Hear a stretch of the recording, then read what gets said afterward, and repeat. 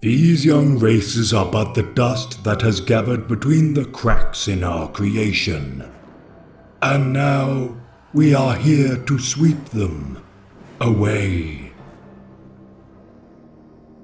Zarafuza, the Ineffable, is the overlord of the mighty Mefrit dynasty.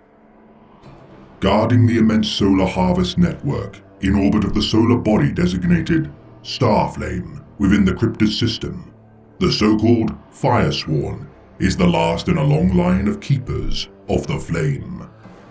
The solar mirrors of the network collect light from the system's twin suns, allowing for the supply of energy to several Necron domains.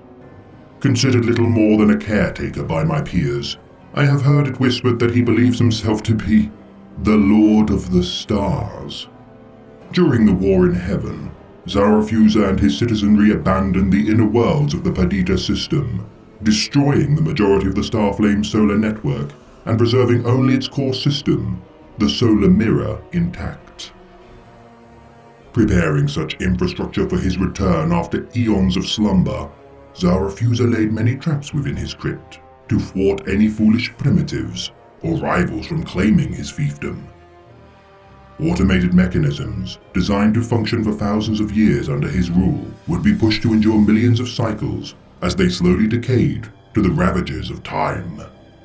Rudely awakened by the foul alien lifeforms known by the humans as Tyranids, their Leviathan hive fleet arrived at the heart of the Starflame network.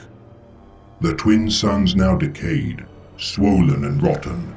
The radiation of such celestial bodies spawned harsh radiation, scouring the system's planetoids of all life.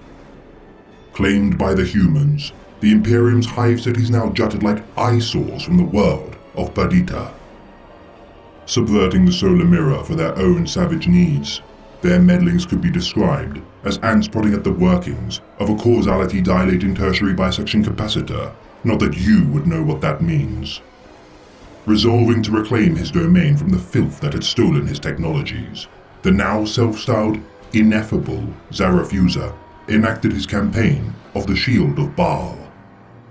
Allying himself with the Overlord Anrakia, the Traveler, and the human Astartes commander, Dante, the Alliance combated the Tyranid Hive Fleet to prevent the consumption of the Kryptis system.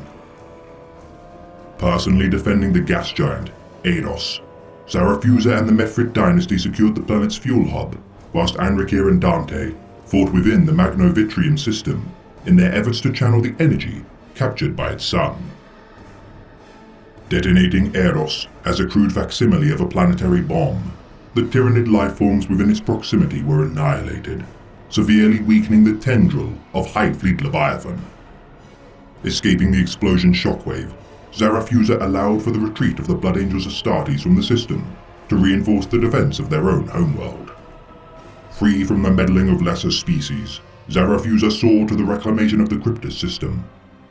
Striving to become the ruler of the Mefrit dynasty, Zarafuza vies to usurp control to his dynasty from his peers, such as Anibutar and Eknotef. His ambitions to reject the sovereignty of Sarek, known to many, Zarafuza's bid for supremacy and self-delusion as the inheritor of the stars, blinds him to the harsh reality.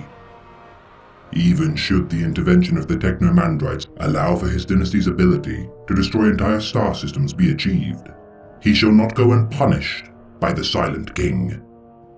For the ruler of the Necrons is not forgiving of those who would attempt to oppose his will.